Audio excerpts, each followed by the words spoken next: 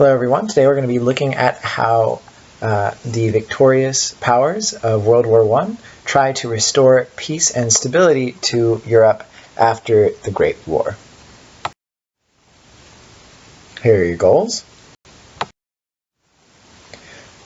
So by the end of the war, the Central Powers, at least Germany and Austria, were facing total collapse.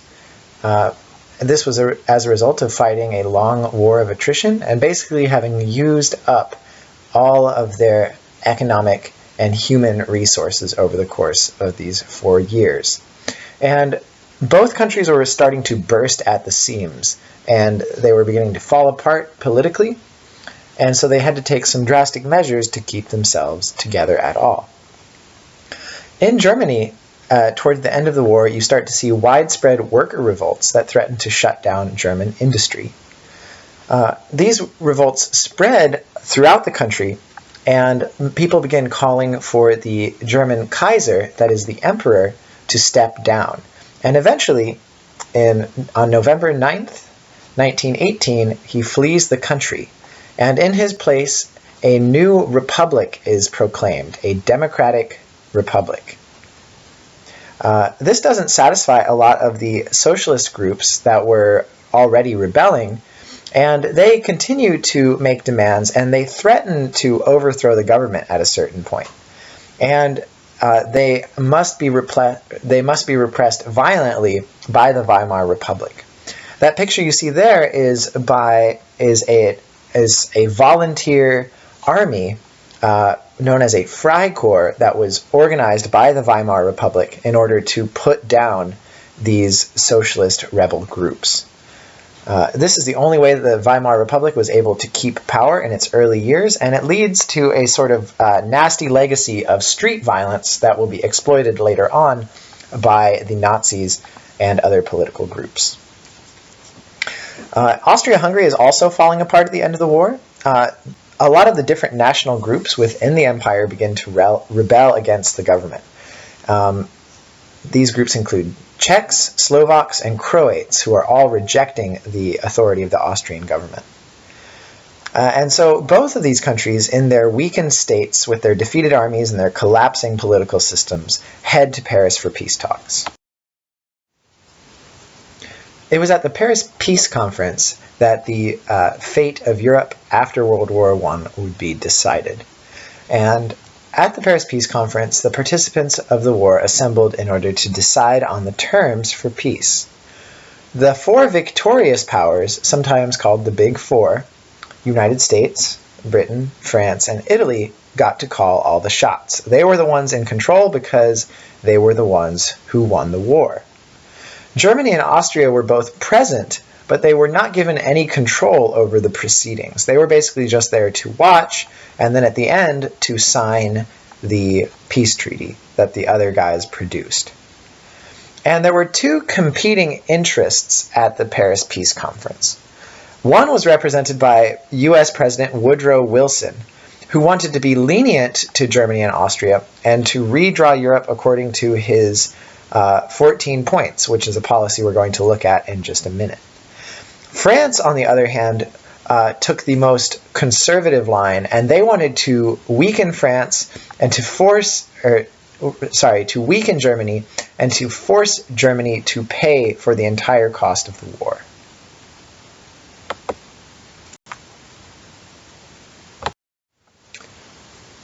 The American President Woodrow Wilson came into the Paris Peace Conference having already articulated his 14 points.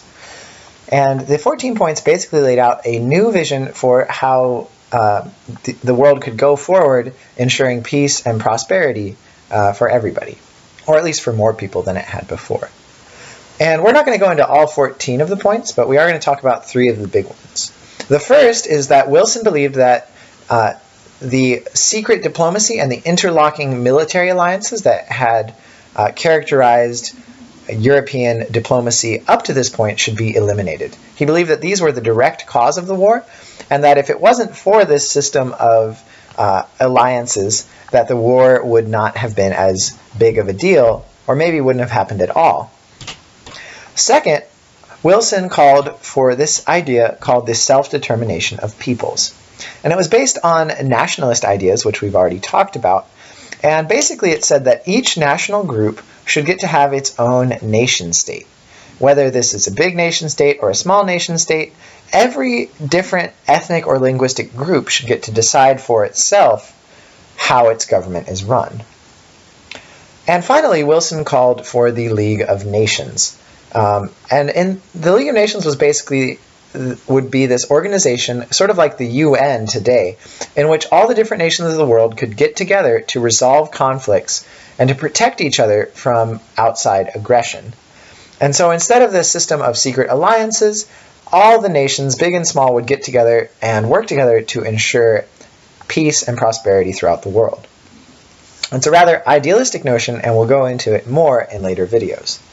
But so on the basis of the 14 points, Wilson believed that Germany should be treated leniently and that it should be allowed to sort of become a normal nation again and be allowed to enter the League of Nations quickly so that things could go back to normal. But the French leader, Georges Clemenceau, who was also at the Paris peace conferences, disagreed with Wilson, and he openly expressed his doubts about Wilson's 14 points, even saying famously, quote, "Mr. Wilson bores me with his 14 points. Why, God Almighty has only 10. But now let's look at the actual results of the peace conference.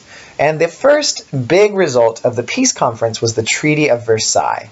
And the Treaty of Versailles was a treaty signed with Germany that was basically designed to punish Germany for the war. And so what this meant is that Georges Clemenceau and France got their way, and they wanted to treat Germany harshly and force Germany to pay for the war. And that's exactly what the Treaty of Versailles does. First of all, Germany is forced to pay reparations. And what that means is Germany is forced to pay $33 billion to the Allied powers. And $33 billion was a lot more back then, and calculated for inflation, that would be the equivalent of them having to pay $448 billion today, so almost $500 billion. And in fact, this was such a huge amount that Germany only finished paying off this debt a couple of years ago, amazingly enough. Second, Germany was forced to demilitarize. Germany loses most of its army and its navy and all of its air force, and is also forced to remove troops from its western border with France. It's that little red area on the map that you see there called the demilitarized zone. Third, Germany loses a bunch of territory. It loses all of its overseas colonies, has to give back some land to France, and also has to give up a big chunk of its eastern territory to the new nation of Poland.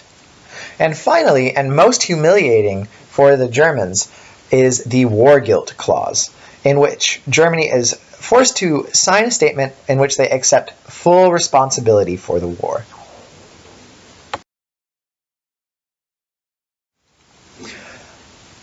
Another major result of the peace conference was the redrawing of the map, both the map of Europe and the map of the Middle East.